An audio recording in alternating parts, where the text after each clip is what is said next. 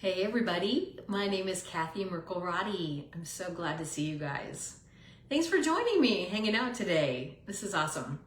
So I'm going to tell you just a little bit about myself and what I do, and then we can get into today's topic. Today's topic is going to be about vocal exercises and whether or not they make an impact on our healing when we have spasmodic dysphonia. So about a little over 5 years ago, maybe 5.5, I had a traumatic event in my life. I had been struggling with some vocal problems prior to that. I was formerly a professional singer and noticing some things, but then my complete health and my voice went over a cliff when we had sort of a traumatic event in our family, and suddenly I had a plethora of symptoms, not only just spasmodic dysphonia. I had a lot of spasming in my whole body, and lots of other things too, kind of associated with Lyme disease or MS. I'm not going to bore you with the details of my lengthy list of symptoms, but anyway, it came on the same time as my spasmodic dysphonia. So I worked for about 2.5 years. Once I found the medical medium information, I started implementing the nutritional things to detox my body, get rid of the metals out of it, and then also to start getting rid of the pathogen load, because spasmodic dysphonia, in case you didn't know, is a combination of a couple of pathogens like Epstein-Barr virus, shingles virus, and along with the presence of mercury in the body. And then also you throw in some trauma or chronic stress into that mix as well. And that makes like this toxic brew of lovely spasmodic dysphonia.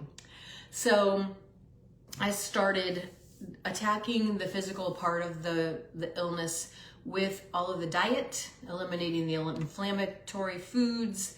And then I also started learning how to regulate my nervous system. So what I didn't realize is that I had been running on adrenaline my whole life and was kind of in fight or flight, like since childhood. And I don't know if you can relate. I kind of grew up in a household my dad was a yeller, and it was very volatile, kind of couldn't manage his own emotions, which led us kids to be kind of walking on eggshells and a little bit of afraid of him, even though he wasn't physically hurting us, but he would yell at us a lot. So anyway, I think that there's also an energetic thing that happens where as children, we learn to suppress our voices. We learn to suppress kind of parts of us. And I honestly think that that plays into it too, from a chakra point of view. If you're looking at the body chakras, and the throat chakra is, how you express yourself and how you truly identify, who you are in the world, and you express that. So the fact that, we are taught not to do that for whatever reason, maybe we have a parent that is emotionally and immature, can't handle the spectrum of emotions that the kid has. Maybe, it's worse than that and it's a volatile environment. Anyway, we learn for survival reasons to keep our mouths shut. Anyway, so I started learning how to regulate my nervous system. I learned how to do some breathing techniques, some deep breathing, noticing when I was getting agitated, and start bringing it into a calmer state, because that adrenaline, that state of angst and unrest and unwell, leads to ultimately the vagus nerve getting this chronic inflammation in it, where the pathogens then can attack it. And then the miscommunication starts happening between the brain and the vocal cords. So when we experience that, we have to just learn how to manually override it and say, okay, I'm not getting upset. And, we do a pattern interrupt. We do a, shake your booty, do whatever you have to do some jumping jacks, do a little walk out, step outside, put your feet on the earth. Anyway, you'll hear me talking more about these things as you go, but I'm just giving you examples of things I used as I was healing myself. So there's also tapping. There is the emotional freedom technique, which is basically hitting different meridians in your body to signal the vagus nerve to calm down. So we have to learn these little tricks as we go along our journey, because we have to attack this problem on all of the fronts that are present. So anyway, long story short, I also had to learn to manage my thoughts, my emotions, and my energy, because all of that dictates how you show up every day. Are you in a frantic state? Are you in a scattered state? Are you calm and ready to handle whatever comes your way? So I think I spent my life in a scattered, panicked state. Everything was an emergency to me. So learning to undo those tightly wound things is a challenge, and that's definitely what I've had to work on for my own journey. But anyway, so it took me approximately 2.5 years to heal myself fully so that I had a normal speaking voice again. And so that was about 2.5 years ago. So now I've almost passed the mile marker of being cured of spasmodic dysphonia as long as I had it. So that's nice to know. It was just a small blip on the radar. I know not everybody is that fortunate, and it's been sort of a lifelong battle for some people. So my heart definitely always goes out to anyone who deals with it, long or short. And that's why I decided to start this group, because I really, really wanted to get the message out that you can heal it. I know it's not commonly talked about in spasmodic dysphonia circles, and the doctors will tell you it's a lifelong diagnosis. So I just, they're entitled to their opinion, but they haven't had the disorder, and B, they haven't lived and healed themselves from it. So who are you gonna listen to, right? Okay, so that's all I'm saying about that. So today's topic is vocal exercises. So I sort of have a little bit of a love-hate relationship with vocal exercises, and I don't know about you, but so when I was first starting to present symptoms of spasmodic dysphonia before I was even diagnosed, I started speech therapy. And so I started doing all of these exercises all the time, and slowly descended into a worsening condition. So now granted, I already told you all of the other factors going on, the trauma, and of course, I didn't mention some of my bad habits also, which were, I became a habitual daily drinker of alcohol and also caffeine. So those things also contributed to my illness. But the exercises alone were not enough to keep me from descending into full-fledged vocal dysfunction. So that is just one thing I'm going to say about it. It is a part of your recovery, but it is only a part of the pie. And if you're going to only do the exercises and none of the other stuff that we're kind of talking about, I don't know. I mean, obviously everybody's different, and everybody has a different story and a different past, a different set of pathogens in their bodies, a different lineup of metals that are in their bodies. So I can't speak to everybody, but my personal opinion is that exercises alone, without addressing some of the other stuff too, might be a thing that is not as effective as it would be maybe if you used it along with everything else too. So, but if you wanted to try and do some daily exercises, I only have a couple that I would recommend. I would not recommend doing many minutes of exercises, because also I think that it's very stressful and frustrating, and it can make you run your adrenaline while you're trying to do it, because it's just a frustrating experience to try and control something that your nervous system is not letting you control. That's the thing about it. The thing that used to work without you thinking about it, which is your speaking voice, suddenly has a malfunction and it won't cooperate when your brain tells it to do it. it's so foreign to feel like your brain is telling you something and you can't make it happen. It feels paralyzed. I can only imagine how it feels to lose control of one of your limbs or something like that. So, hi guys, I'm glad you're joining me. If I want to also urge you guys to kind of interact with me a little bit on this live, and even if you're watching the replay, because it tells Facebook that this algorithm to show it to other people, in the group. So if you can just let me know if you're watching this live or if you're watching the replay, you can just put #live or hashtag replay in the chat. That is awesome, because that helps me then reach more people, and then also maybe, gets you guys in the habit of interacting with me, because I'm here for you, honestly. I have plenty of other stuff I could be doing today, but I want to be here and show up for you guys because I want you to heal. I'm invested in your healing. So do me a favor and just kind of interact. Let me know if you're watching it live or replay. And then, also let me know if you are someone who knows my story, or you're brand new and you've never heard it before, because that helps me to know if I can just cut to the chase, if I don't need to do a formal introduction about myself and my history.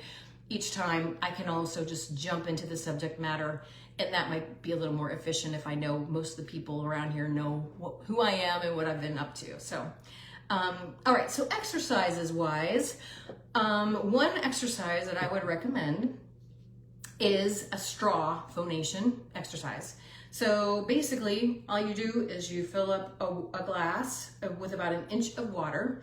Now, I got this special straw off of Amazon, and I'll post the link to it below in the comments after I finish this up. But this is a special one for vocalists and singers and stuff like that, and it's a little bit wider. You can see that it's kind of a big fat straw, and instead of but you could use just a regular straw too. So I would just recommend putting the straw in the water and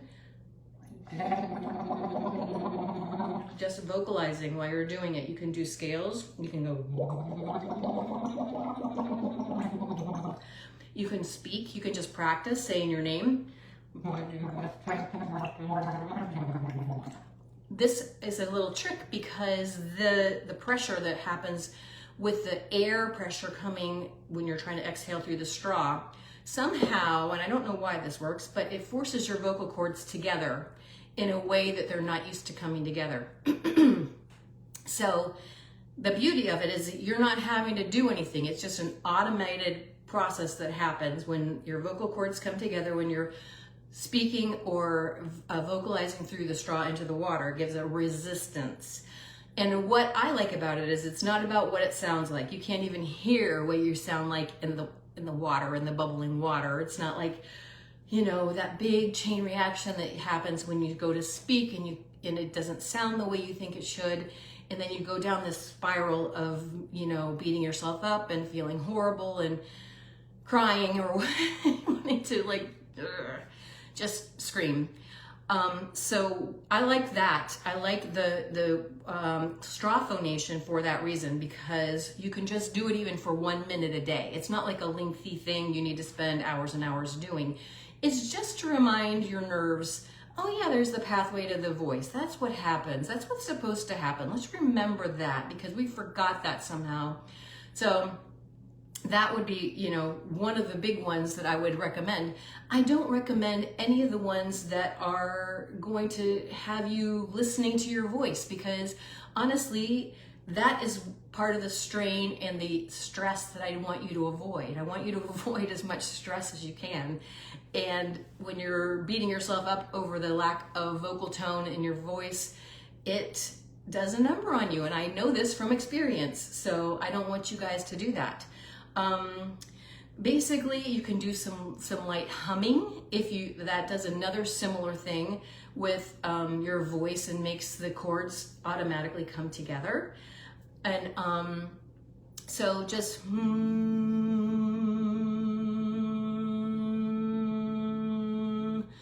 you try and feel it on your lips as much as possible. You can also just that kind of thing. Another one that I kind of like is the inhalation phonation. I don't know if you guys have been through speech therapy. I don't know, put it in the chat if you've been through speech therapy and you've done all these exercises before.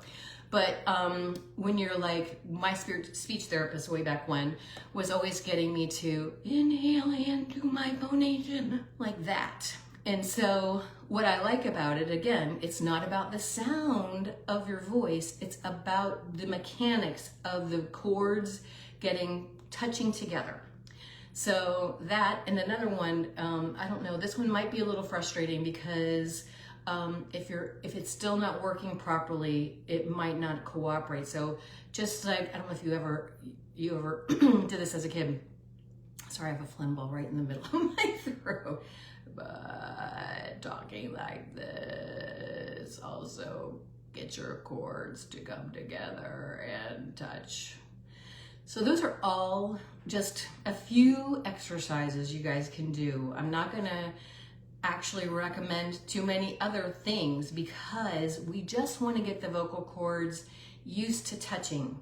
And I don't know if you're in the situation like, so when my spasmodic dysphonia first started coming on, I would be singing like a 3 or 4 hour gig, and like towards the end of it, my voice started kind of crapping out and failing and becoming very unpredictable.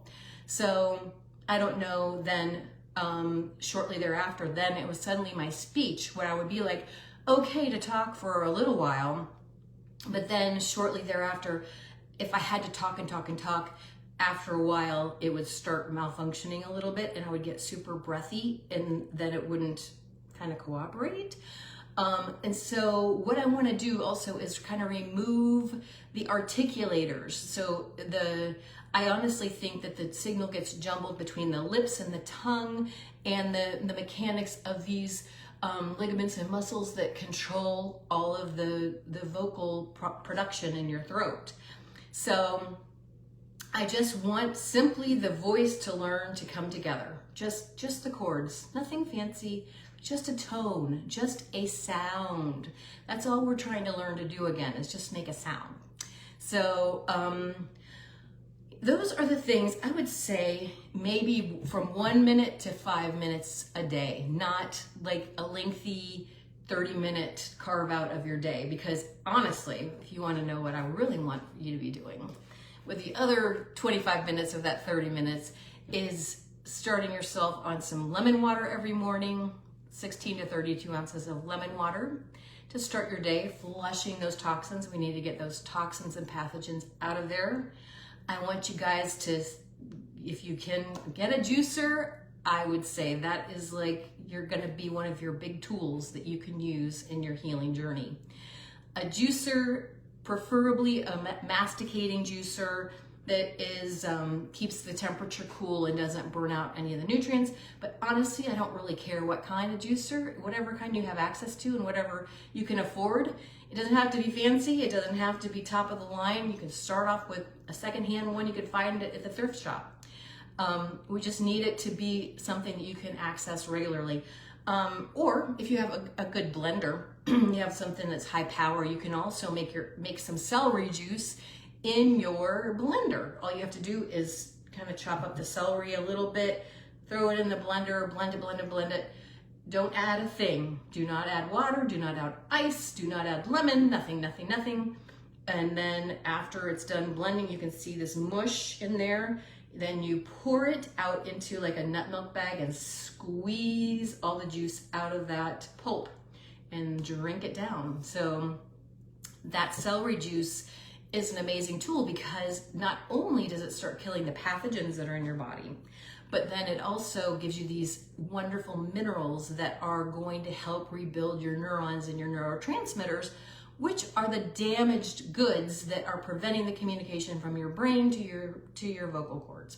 So we want to give the body as many nutrients and minerals as possible because we got to weed out the bad, get rid of those metals and those pathogens, and then we got to also feed your nerves and the rest of your immune system to keep your body as healthy as possible so that the repair work can go on.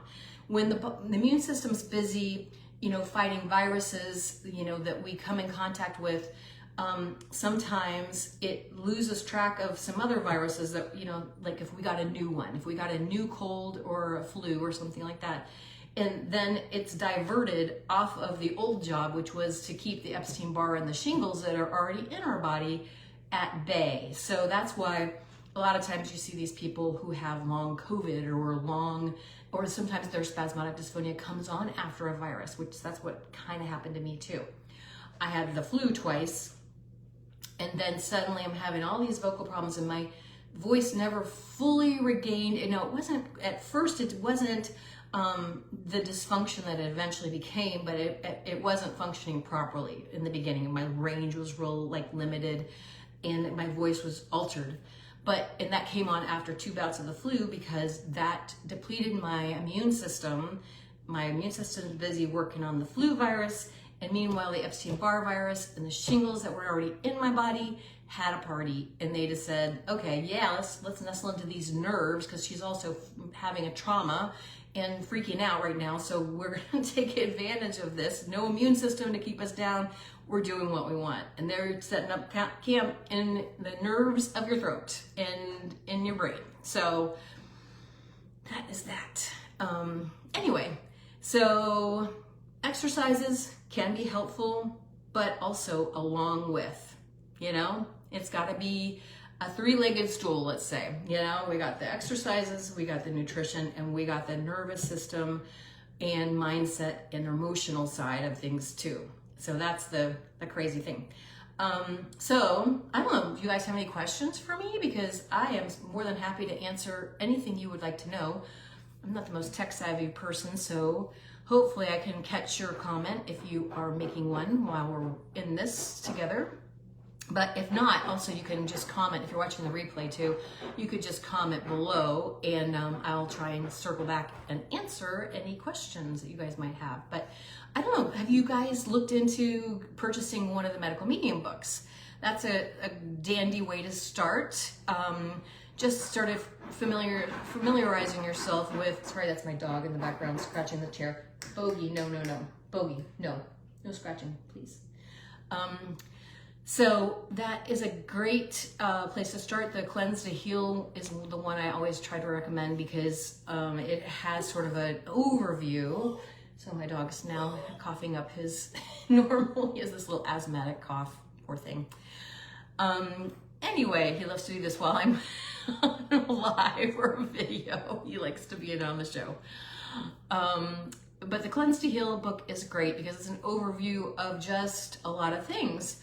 And even though it doesn't have a section about spasmodic dysphonia, it has a lot of sections about different neurological things. And so for me, my clue was I had all these other neurological problems as well as my voice. So it was easy for me to just find plenty to do, plenty of protocols to follow, because I had all these other symptoms that I could work on, even if I wasn't positive this was going to heal my spasmodic dysphonia, which it did. But anyway, I hope you guys are doing well. And again, this is a journey. This is I told you, 2.5 years it took me to get my full voice back to normal.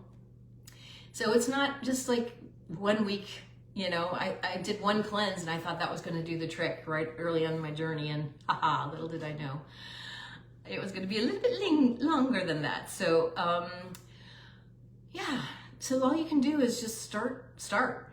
That's my recommendation. Just pick up some of these tools. I post a bunch of stuff in the group. Go back and look at everything. Look at all the posts that I've done. And every single, even if it's a subject that doesn't apply to you, if it's something about heartburn or whatever, and you don't have heartburn, still watch it because it could have some tools in there that could help you, because the body heals as a whole. And it's not just one part of you that you're healing. When you start healing your spasmodic dysphonia, you're healing every other part of your body too. So anyway, 1% better tomorrow than we're doing today. That's all we're striving for. We're not striving for perfection. We don't need to be perfect. We just need to keep persisting in the right direction, and eventually that will get us to a new destination. So thanks so much for joining me today, you guys. I love you all so much, and I hope you have a wonderful rest of your Sunday, and I'll see you in the group. Okay.